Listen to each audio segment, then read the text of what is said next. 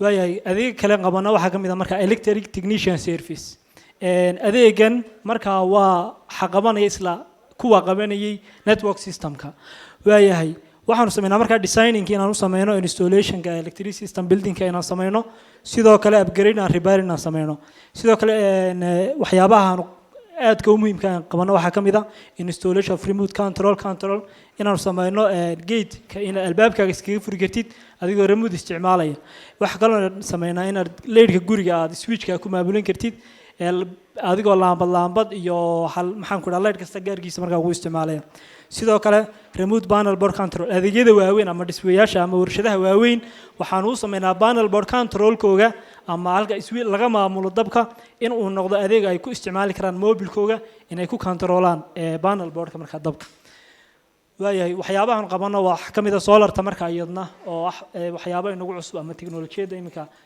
aynu la jaan qaadano kamid ah waayahay solarta marka installation keega off grid iyo on grid iyo hybrid ba haday tahay waanu sameeynaa waxyaabaha aanu sameeyno oo intaas la socda waxa kamid ah solar water pumpka iyo repairing keega iyo cilisaaritaankeyga okay sidoo kale wax halka ku qornay laakiin waxyaabahan qabana kamid ah inaanu sameeyno in systemkaaga kula socon kartid mobilkaaga adigoo aan ku sameeyno software ku saamaxaya in saacad kasta dabka ay kuugu riday bateriyada ama waxaad ku isticmaalaysid aad la socon kartid waayahay waxyaabaha inta dheer waxa kamid ah lightka gypsumka iyo wallka okay waxa kale waliba dheer oo qabano waxa kamid ah inaanu ardayda u tababarno eriyooyinka aanu sheegnay ee ah maxaan ku dhahdaa sida inay xidhaan kamaradaha inay xidhaan maxaan ku dhahdaa ay systemada networking oo dhan lightka waxaan ka maqnay intaas oo iminka xusaya in ay ku jiraan labada dhinac ee ah wiilal iyo gabdhaba inay jiraan gabdho ka shaqeeya qayb technical ahaan inay u qabtaan shaqooyinka aanu ku tababarnay sida inanta sawirkii halka ka muuqatay oo kale waa inaan ka shaqeynay in lightka gacmaha ku xidho kamaradaha iyo xidhitaanka gacmaha ku xidho AC-yada iyo sida loo xidhay gacmaha ku xidho iyadu marka technical ahaan u qabato inahaas waa inaan ku soo kobay shirkadaha aad maasantiin waan salaamayaa ka soo qaybgalayaasha shirka ICT-ga 2021 waxa kale oo mahad celinayaa wasaaradda isgaarsiinta iyo tiknoolajiyadda oo inoo suurtagelisay in sanadkiiba hal mar ay isku yimaadaan daneeyayaasha ICT-gu magacaygu waa Cumar Xasan Maxamed Cumar Sayd waxaan halkan u joogaa inaan soo bandhigo adeegyada aanu filino shirkad loo yaqaano Hist Innovations oo aan aasaasnay sanadii 2014 Hist Innovations waa IT company kaasoo aanu aasaasnay inaanu u sameeyno macaamiishayada adeegyo ama xalal ITeed kuwaasoo aan ugu sameynayno quality iyo cost effective labadaba way halka serviceski shirkadda ayuu I think slide-ka computer-ka wax ka qaldayn isku yara dhexdaadiyay marka waxaan sameynaa afartaas adeeg oo kala ah note-kaygan ka yareegi doonaa software development-ka ama dhisidda barnaamijyada waxaanu sameynaa web apps-ka iyo desktop apps-ka iyo mobile apps-ka oo imika ah waxyaabaha ugu shaqada badan ee aan gacanta ku hayno waxa kale ka shaqeynaa network solutions-ka anagoo sameynaa network attached storage-ski NAT waxa kale sameynaa enterprise private networks-ki VPN-ki iyo B2B-gi iyagana waan ka shaqeynaa waxyaabaha kale aanu qabanno waxa kamid ah security solutions-ki anagoo ka shaqeynaa both physical and logical security solutions-ka cyber security-gi firewall installations-ki sidoo kalena CCTV camera installations-ki service-ka afraad aanu qabanaa waxa weeye cloud data storage inaanu sameyno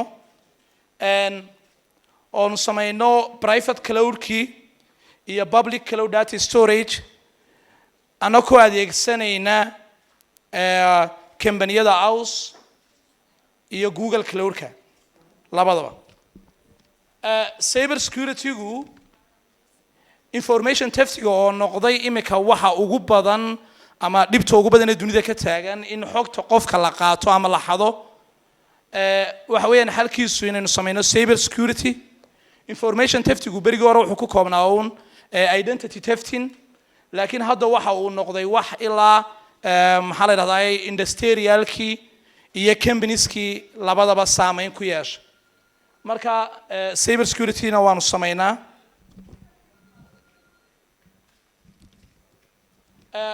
waxaa jira barnaamijyada aanu samayno kuwooda ugu iibka badan leh ama ugu suuqa badan leh ama ugu isticmaalka badan leh waxaa ka mid ah ERP billing system oo noqonaya boss ay isticmaalayaan electric companieska iyo water supply agenciesku labadaba waxyaabaha kale aan samayno waxaa ka mid ah ERP school management system oo isaguna barnaamijyada ugu iibka badan leh oo iskuuladeenu ay isticmaalaan waxaa ka mid ah ERP hotel and restaurant boss system oo isagana hoteelo badan oo wadanka iyo meelo wadan ka baxsanba lagu isticmaalo waxaa ka mid ah ERP inventory and accounting system isagana ay isticmaalaan meherado badan oo kuweenan iibka ah ay isticmaalaan maadaama kambanigu uu ka shaqeeyo dhulal kala duwan tusaale ahaan Somali State Puntland iyo Somaliland inta baanu mashaariic ka hawlgelinay waxaanu sameynaa remote support baanu sameynaa customerska yaga kala jooga meelaha kala fogfog kuwa aanu gaari karnana physical support baanu sameynaa oo anaga booqana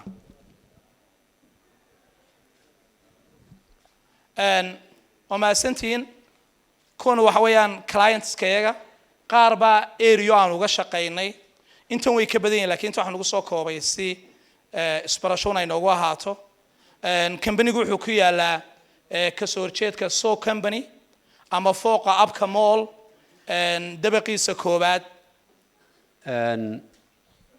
دمان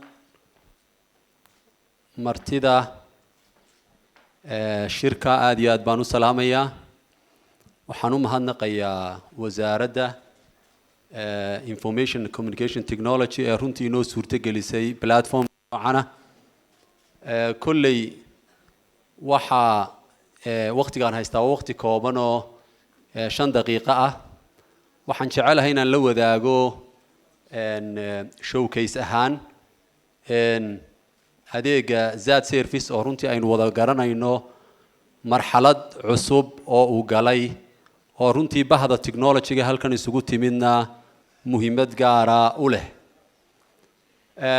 muddo waxaan filayaa dhowr iyo 10 sano 2009 laga soo bilaabo ilaa maanta zaad wuxuu ku soo jiray runtii journey dheer oo uu ku transform garaynayo dhaqaalaha Somaliland oo runtii uu sabab u noqday in loo guuro habka digitalka ah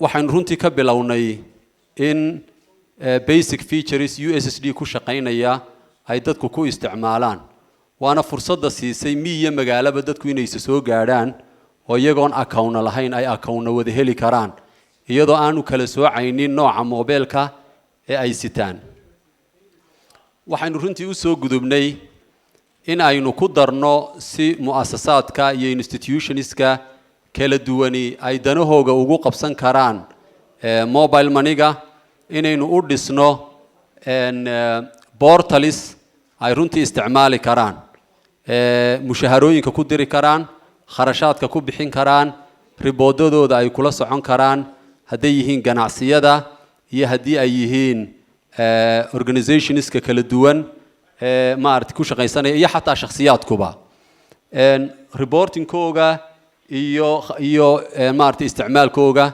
xawaaladii inay ku isticmaali karaan banking-koogii ugu integrate gareysan yahay ayaynu runtii u gudubnay waxa runtii haddana baahidii ay timid maadaama smartphone penetration-kiina aad kor ugu kacayo in loo baahan yahay means ka sii horumarsan oo dadka smartphone-ka isticmaalaya uga hawl fudud waxaynu markaa ku darnay adeega waafi oo ah app kulminaya adeegyada maaragtay waxa weeyaan mobile money-ga xawaalada bangiga intaba runtii lagu isticmaali karo xataa international cardskii dadka dabadda wax ka iibsada ay u baahnaayeen visa card virtual qofku inuu ka samaysan karo waafiga dhexdiisa bangiga accountkiisana ku xidhan karo dabeetana uu dabadda wax kaga iibsan karo Amazon iyo meelaha la midka ah iyo waxa uu subscribe gareynaya xataa internationalka ah runtii fursadaasina iyaduna fursad kale ayay ahayd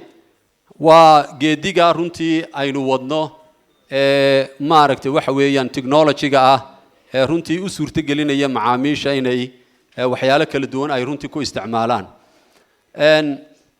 hadda waxaan u malaynayaa maadaama aynu ka hadlayno ICT-ga iyo sustainable development-ka waxa runtii muhiim ah inaynu hore ugu sii soconno sidii aynu u transform gareyn lahayn ama wax uga bedeli lahayn habka lacagaha runtii loo kala qaato waxaan u malaynayaa in halkan lagaga hadlayay e-commerce e-government iyo waxyaalo la mid ah dhammaantood waxa enable gareynaya base-ka waxa weeyaan waa payment system in la helo haddii aan payment system la integrate garoobi karaya dhammaan systemada noocaasi aanay jirinna waxay noqonaysaa in wax badan aanay suurtagelaynin waxaanu markaa halkan idinku soo bandhigaynaa oo aan runtii jecelahay inaan idinla wadaago inaanu runtii si aan innovation iyo hal abuurka u dhiirigelino aanu runtii iyadana samaynay APIs oo maanta use caseska aad zaad ku isticmaashaan in ka badan runtii lagu isticmaali karo hal abuurkuna runtii uu unlimited noqon karo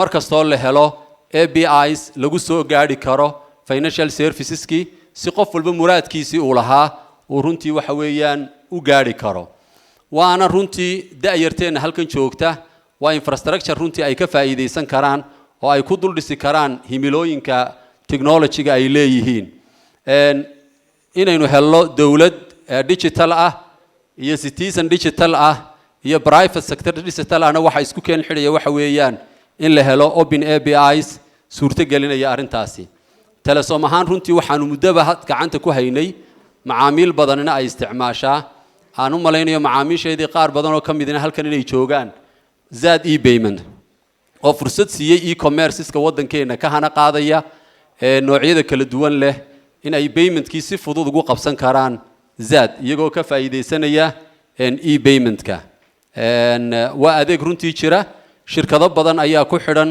shirkado badan oo maanta wadankeena si xawliya uga shaqeynayaana platform-kan ayaa u suurta geliyay waxa kale oo iyadana API-ga iyaga runtii aan u samaynay adeega kale la yiraahdo zaad e-billing oo iyadana fursad siinaya sharikadaha bixiya adeegyada biilasha ah ama leydhka ha noqdaan ama waxbarashada ha noqdaan biyaha ha noqdaan TV-yada ha noqdaan telecom serviceska dadka bixiya ha noqdaan in qofku uu biil garayn karo macmiilkii oo aan isugu xidhno billing systemkiisii uu qofku haystay iyo financial servicekii iyadoon u samaynay runtii code sida maanta markaad lacag dirayso aanad uga fakerin ku iibso aad samaynayso 883 ama 223 u isticmaasho 870 inaad isticmaasho dabadeetana aad biilarkaagii aragto biilku kugu soo dalacay deetana aad bixin karto waa labada adeegee maanta aan runtii jeclayn inaanu maaragtay idinla wadaagno oo labaduba runtii ay fursad siinayaan labadii qaybood ciddii e-commerce bixinaysa iyo ciddii maaragtay waxa weeyaan billing system haysata intaba maanta waxa laga yaabaa e-commerce badan baa isticmaala waxbarashada ayaa loo isticmaalaa platformo app ah oo waxbarasho ayaa lagu isticmaalaa crowdfunding baa loo isticmaalaa in lagu ururiyo lacago transportka ayaa isticmaala energy-ga ayaa isticmaala travel and tourism-ka ayaa isticmaalo maanta tigidha ayaad ku goosan kartaa diyaaradaha ugu waaweyn wadanka waxaan u samaynay API-gaasi waxa weeyaan portal developable portal aad heli karto oo aad ka raaci karto sida aad u soo integrationka API-ga ula soo samayn lahayd oo runtii fursad badan ku siinaya service providerska kala duwan ganacsatada financial institutionska kala duwan ayaa isticmaali kara haddaad app isticmaalayso iyo haddaad maaragtay waxa weeyaan point of sale aad doonayso inaad ku integrate garayso e-commerce platform haddaad leedahay even hataad USSD isticmaalayso aad doonayso mobilka inuu kugu maaragtay isticmaalo intaba runtii waa lagu integrate garayn karaa waxaan runtii soo dhaweynaynaa dhammaan dhalinyarta innovationka iyo hal abuurka iyo ICT-ga ku jira inaanu runtii albaabka u furnay soo dhaweynayno dhageysanayno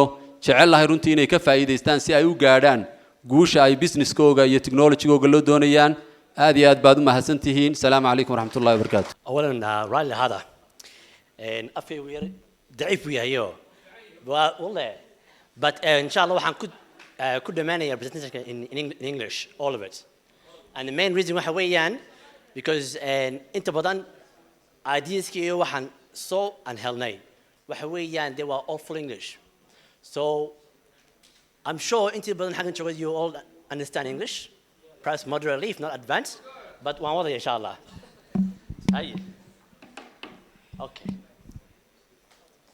أولاً نحن قبل سلامته السلام عليكم ورحمة الله وبركاته وحدوني هنا أول شيء سلامه من السرقة إن هم هالنقطة as well as وحدوني هم هالنقطة قاضي ماشي يمين entrepreneurs كا business كا عصدا as well as innovators كا your future leaders كا وتكن شغل قصة قاتي ICT conference كا طبعاً كهالي وحويان و a bit of a comparative study ويان and وانت سمح حوالي شان نسميه إن أن compare Somaliland مش مرة هذا أنت emerging كيك مرة سو ICT جا to Indonesia لأنه يدو مرة transactional phase advanced بيد after but وحي سو أركتي وسو مرتي challenges for بدن difficulties وكم بدي هاي corruption also كم بدي هاي infrastructure مرة هي finance كي capabilities كا ف topic وحويان Indonesia in the spotlight comparing corruption through ICT enabled governance governance can is basically وحويان elements حق حكومة government سيدي transparency open system مالتي ولا شغل لهاد قادن قاعدين entrepreneurs كه لصوب بحياة all these different ideas of innovation so research كان وحويان research paper و academic journal or second ranker or highly cited as well topic عندنا مالحويان I'll go through a quick summary as واحد كهذا دونا governance and what it means حق government كا وحي دوين وحي سمينيان as well as واحد كهذا دونا idea كان لو بحيو ICT enabled governance and then I'll just give a bit of a review on سمينيا for Indonesia as واحد كهذا دونا a bit of corruption كي دعاي كدا Indonesia there's a case by to win وكده دعاي حق ICT كا أنا واحد كوسا قبل إن شاء الله comparison Somaliland مسيرة قلنية نوع إن شاء الله كهذا دونا some of the pitfalls and challenges كصارت in Indonesia. Okay, just a little brief way. The aim of the study or the purpose of it is to review the concept of governance, the situational characteristics of governance in developing countries, and the role of ICT-enabled governance. And the study looks at developing countries only. Our research paper systematically examines the characteristics of governance in developing countries, the transparency aspect of ICT-enabled governance, and the barriers and also drivers. Some of the drivers and some of the barriers. And this is what you common ground and what the developing countries. So the next bit is, in summary, studies we just look at purely Indonesia. An issue of corruption that's one minute inshallah. Why will I corruption in all the developing countries? Okay, so first and foremost, I think I'm a student of politics. I'm expert in governance and political systems. So when we were doing the research, we've looked at the aspect of governance and what governance really means in terms of a developing country. So as you all know, the World Bank and the UNDP all have defined governance in their own term, based on what they see governance should look like. So for example, a lot of the idea of good governance. In reality, good governance was standard or ethnocentrica. West Cook Asase. And we know that as a benchmark for every other developing countries. In reality, we may not be able to achieve that level, guys, just because our society and our culture, the way it works. But also, also for example, Kaufman, that societies or developing and we interpret governance as an idea of authority, idea where that's and cultures or tradition ku add system ka. For example, government dee wuxuu u jawaabay si kalo sida different ah World Bank wuxuu kaliya u jecel yahay in a system rigid or structured la follow garayo So one of the main findings of the study is to identify what are the drivers or the enablers of a good ICT system. And also, what are the drivers or the enablers of governance and what we need. A lot of developing countries have the opposite to some of these factors here. For example, strong development budget. Consider Somaliland's budget. I looked at Maruhan Egi, it was roughly $200 million a year.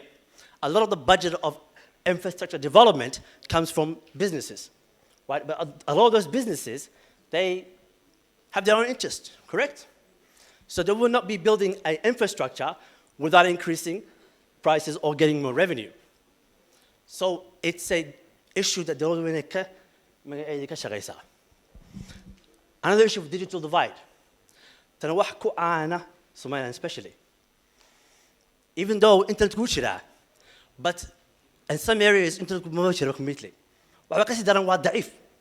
هذا وقول الحمد شو حكى the idea of electronic government and the fact that moving from emerging to transactional phase with the internet حتى يصنعه speed كيسا. I think it will be difficult for us to achieve the positions that we need to achieve in the next 10 to 20 years. We've done a lot in the past 30 years, right? But in the future, moving forward, we need to do more. Skilled personnel. Thank God, had that in the past 10 years. There is education here in Somaliland. Especially people coming from bachelor's and masters. PhD. They have the skills to actually bring ideas and innovation into the already existing structures. But there's always a barrier between all the Ashah and the young people that are there. So, a lot of the men that were here were ways that you can actually facilitate that connection. But in reality, what had happened? So, as young people, you need to find ways to go past that barrier. Governance, accountability. It's a big issue as well. Who's going to be held responsible? Regulatory quality. When it comes to writing policies and regulations, are they robust enough to push forward the advances that we want and don't know? Transparency and strong institutions and that was also another main thing. Indonesia, I think you all know Indonesia, and this largest Islamic population in the world. Right? They have, high productivity, production, and the GDP is quite significant as well. But they're still facing issues that we will probably be tackling in the next 5 or 10 years. Corruption. You all know what it is. The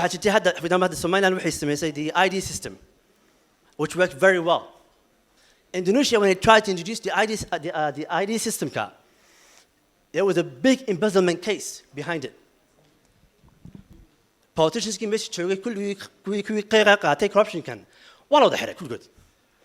But to date, the case is still pending. Until now, they're trying to catch them in a time.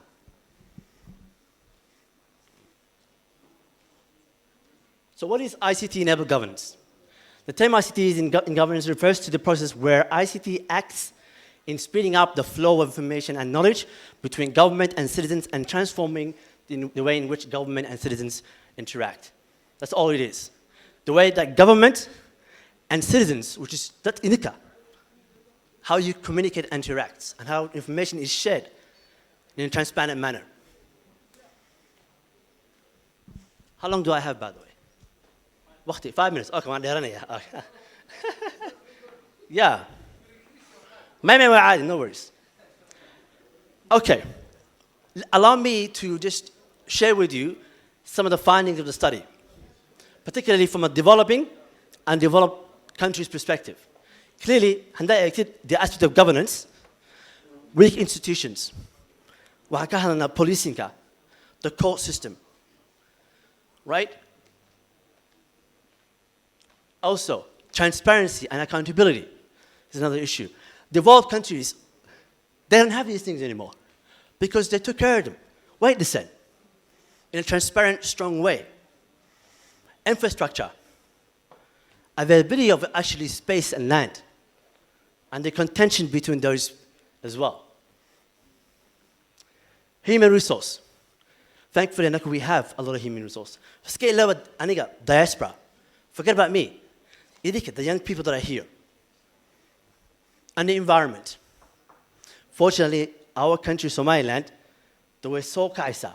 And we're progressing quite well. Far, far, far more better than our neighbors. Right? However, we have to sustain it. And we've got to be able to high benchmark and display already. Okay, so quickly, we're doing just no barriers and the drivers of ICT, particularly from a development perspective. We can do literature, your papers we found there were two main areas that we can see drivers and also barriers. From a government perspective, if you see infrastructure readiness, and you've heard this word quite frequently, right? That's a big problem, and it's quite popular in developing countries. Readiness until now is just a plague. It's problematic. Performance is the ICT that we have in place. Is it performing adequately? Will there be times where the infrastructure itself will break down? Marty, is it robust enough to continue on for generations? Let's talk about drivers. First and foremost, the biggest driver of ICT was government. And this is my main argument here today. And my apologies for the business people, but business they can do so much. But the government is the only group that can actually get things done, particularly through regulation. And finally, these two issues of transparency and trust. Thankfully, so trust is something that we're born with already. Transparency is what's missing. And we should be working on that. Just to finally conclude, some of the limitations and research, for instance, there's a little to no research in the literature that succinctly captures all of the drivers and assesses the level of importance. So JavaScript, for example, poor performance, how significant is it or how low is it? We don't really know. So I hope and I trust that I saw so many masters and PhDs in so many empirical studies. So I think if you young people want your voices to be heard, conduct studies, do research. Because if you come up with empirical evidence to show to business people and government that this is what we need to do, then they will listen to you. If you just stand up and say, we should do this way, or this is my idea or my thought, it just will not work. That's it, I'm done. Thank you so much. That's it.